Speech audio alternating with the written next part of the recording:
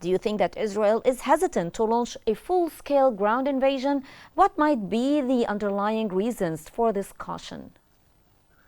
Well, I do believe it's still limited, and obviously one of the most reason of it is, um, let's say, global condemn of the striking to the Lebanon, especially the one which has been voiced by UN Secretary General Antonio Guterres, who was already saying that Lebanon is on the brink of collapse, and now basically has been, let's say, banned from entering Israeli land, territory.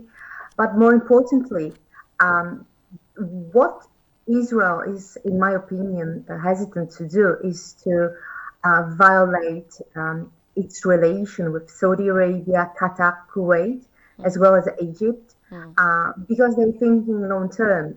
And we still have the situation of the fact that Hassan Nasrallah, who basically has died in the airstrike, doesn't have yet, at least officially, his successor.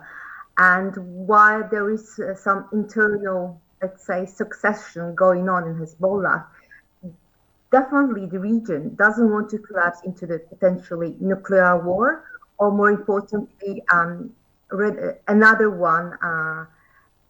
Let's call it Arabian Autumn, Arabic Autumn, when basically there will be unrest everywhere. The problem is that since that time, the situation between people, especially the humanitarian one, has deteriorated enormously, and Israel taking into account this as well.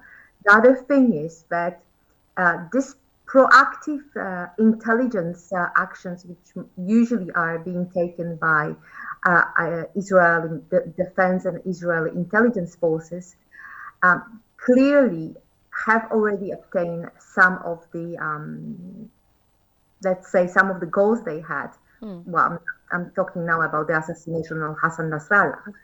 But with the political, diplomatic influence of the Arab states, especially Saudi Arabia and Egypt, and potentially the situation of conflict spilling over into the Red Sea basin and Sahel, where it's already quite difficult with the epidemics and the famine in there.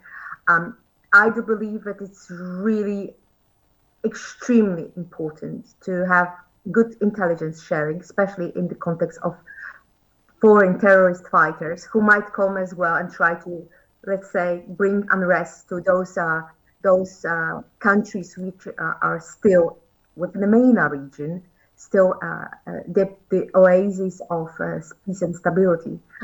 And I see as well that most of those By intelligence, who do you mean, Mrs. Ramonovska? Whose intelligence do you refer to here in this context? Well, I'm speaking broadly about intelligence doctrine, which we can observe within the Israeli proactive way to deal with potential problems. It's basically impossible to imagine this kind of proactive intelligence with such a high state of, I don't want to call it electronic espionage, but it's really very obtain important from the Israeli point of view, information, influence, etc. And clearly, since very beginning of the conflicts between Israel and its neighbors, mostly, especially after the Munich Olympics,